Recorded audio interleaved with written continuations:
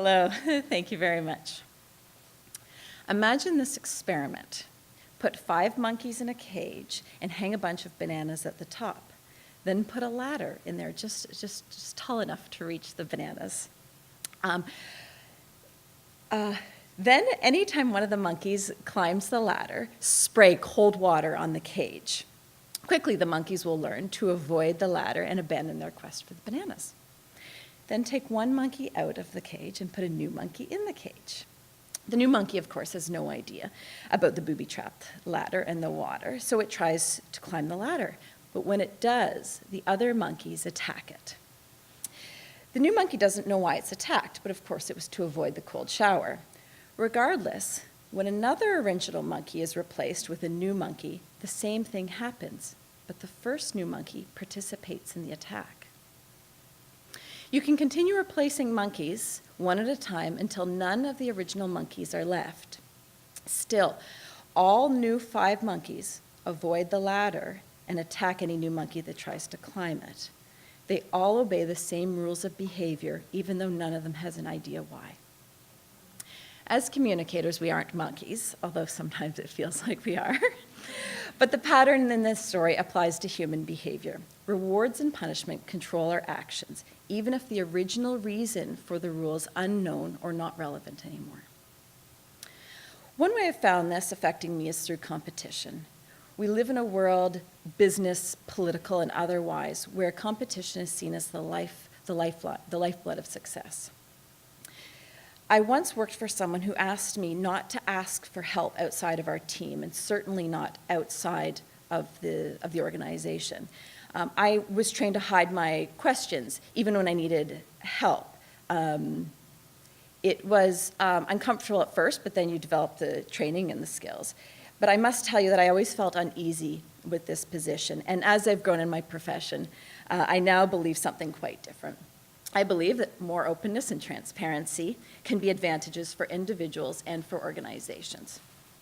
Recently, I read a report by the World Economic Forum that suggests that when firms, in fact, combine and share resources, they combine efforts to support innovative ideas, that they can create significant value for both parties and, in fact, for the economies in which they're working. On the individual side, Professor Adam Grant from the Wharton School, he wrote the book Give and Take, and his premise is that giving actually drives people's success. Okay, so as we know, theory and practice are 2 different things.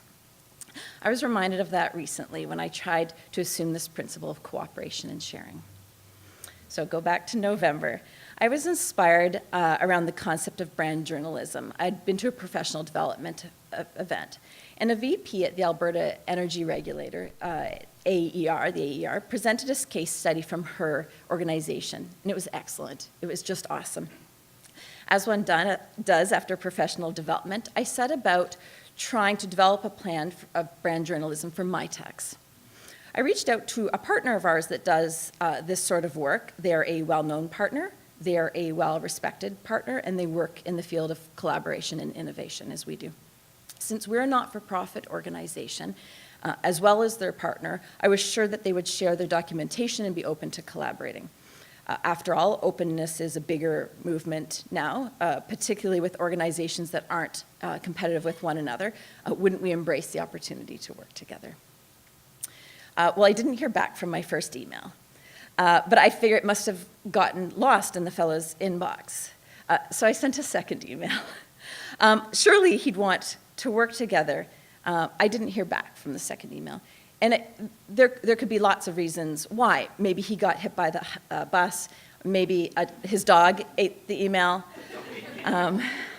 But regardless, the lack of response felt like I was reaching for the bananas and getting doused in cold water. I felt badly for even asking, and perhaps I shouldn't have reached out. And now I thought, well, maybe I should go it alone and prove to others that we can start a brand journalism program on our own. But I'm still convinced, though, that maybe I didn't have to go it alone. I had another idea, a long shot.